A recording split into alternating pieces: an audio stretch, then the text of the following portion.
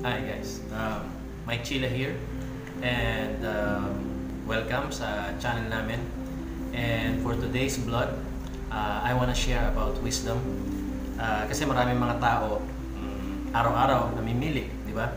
Kung anong isusuot na damit, kung anong kakainin, kung saan pupunta, kung anong trabaho ang gusto, kung anong kurso ang kukunin, kung sino ang gusto niyang makasama habang buhay, di ba? So every day is choice. Bawat araw ay pagpili. So kailangan natin maging matalino, maging wais, maging guided, maging maingat sa mga ginagawa nating desisyon. Dapat pag-isipan natin to mabuti. Dapat tingnan natin mabuti kung ito ay makakasama o makakabuti sa atin. Ito ba yung magpapasaya talaga sa atin? Ito ba yung makakapagbigay sa atin ng fulfillment? And maraming bagay. So every day is a choice. Pagpili, no? Yan ang ginagawa natin every day. So pwede rin maliligo ba ako o hindi?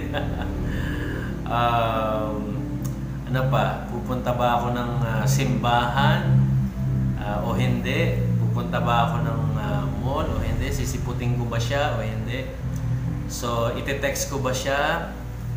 So maraming mga bagay na tayo ay gumagawa ng pagpili, no? There are many options pero hindi lahat ay beneficials. So sana po makatulong tong i-share ko ngayon about wisdom. So meron daw pong tatlong klase ng wisdom according sa pag-aaral namin with our professor. Number one dyan ay education. Nagkakaroon daw tayo ng karunungan, ng wisdom because we study, no? Na kukuha natin yun, nagigain natin yun through studying. Saan? Simula bata pa lang, mag-aaral na tayo, di ba? Kindergarten, sa grades, school natin, sa pag-high school na tayo, hanggang college. So we gain knowledge, and from that, we gain wisdom, no? So doon ang gagaling ang ating karunungan sa edukasyon. Kaya mapapansin mo, kaya ka nakakapagbasa ngayon, it is because of your study. Kaya ka marunong mag-English ngayon, it is because you study. Kaya ka marunong magsulat, makipag-communicate, humarap sa tao, na-gain mo yung iyong confidence, it is because somehow you study, no, in your life. So pangalawa na wisdom daw na pinagmumulan ng karunungan ay experience. Do you agree with me? Naranasan mo itong bagay na to, kaya alam mo na. Okay? So for example, alam mong yung bisyo na yan ay makakasama sa'yo. Magkakasakit ka, manghihina ka, pwede kang mag-gain ng kung ano-anong sakit. Pwede rin sa mga kinakain, hindi lang po sa bisyo.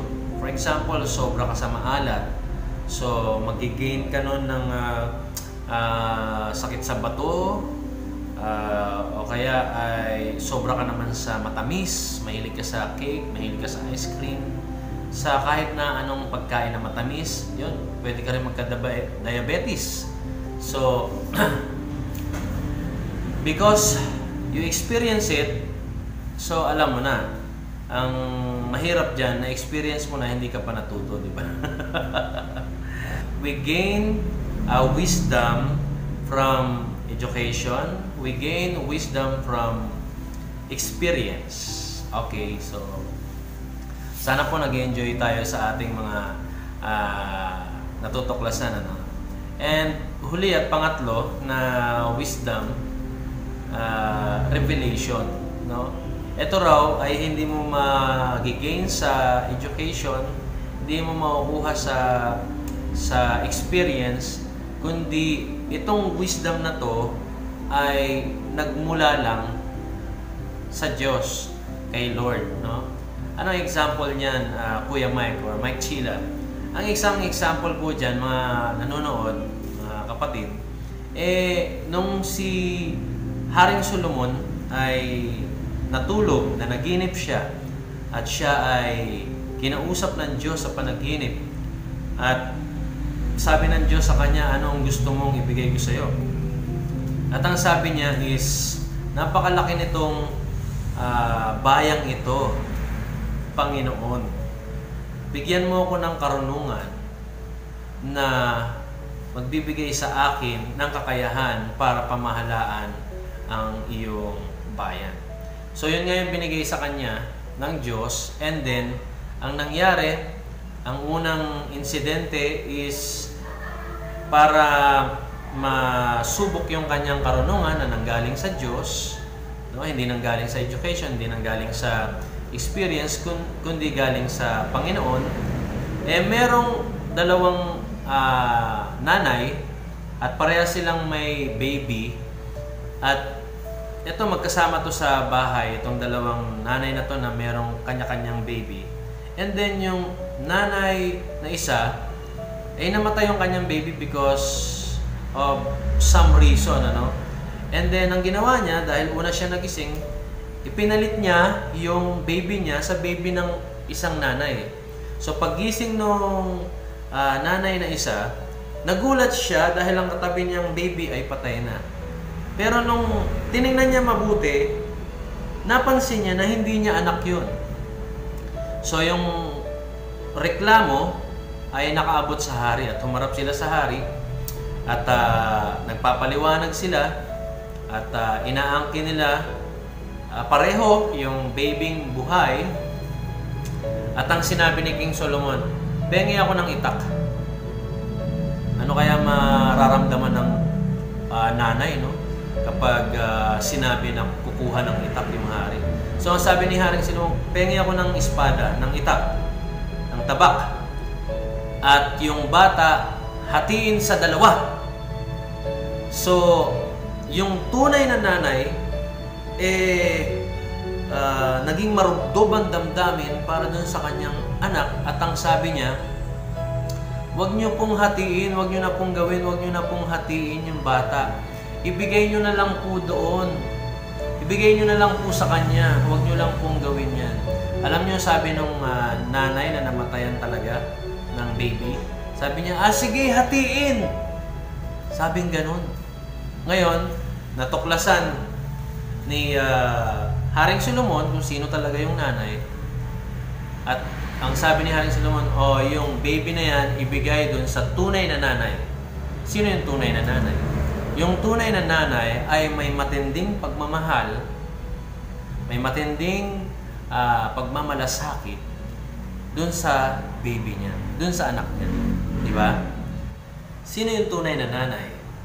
Yung tunay na nanay yung handang gawin ang lahat para sa kanyang mga anak. Yung tunay na magulang ay handang magsakripisyo, no? Para sa kanyang mga anak. Yun po ang tunay na nanay. So, alam po ni King Solomon yun.